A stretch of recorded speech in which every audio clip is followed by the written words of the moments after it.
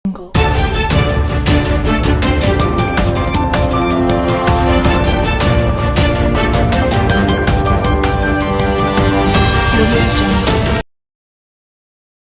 মাস আগেও 2 লক্ষ টাকা আসছে উল্লাপাড়া মহাশ্মশান নামে, সে টাকাও তারা তুলে নিয়ে আত্মসাৎ করছে।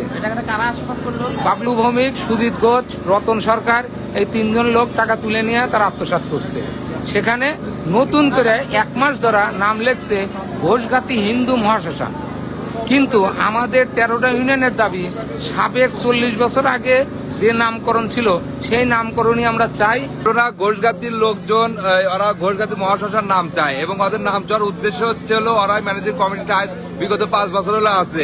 অন্য কোন গ্রামের লোকজন, সুজিত ঘোষ, বাবলু কুমার ভৌমিক, আরো অনেকেই আছে, ওরা ওদের নাম ছাড়া অন্যদের নাম ঢুকতে দেয় না এবং অন্য কোন গ্রাম থেকে কোন সদস্য পদ পর্যন্ত রাখে না। হিসাব কেটে ওরা ঠিক মতো যারা গাছ কাটে, আরো অনেক কিছু কাটে, ইত্যাদি কাটে, তারা আবার টাকা পায়, অনুদান পায়। সেই টাকার কোনো হিসাব 16টা ইউনিয়নের লোকজনে কেউ জানায় না, 16টা গ্রামের লোকে কেউ জানায় না।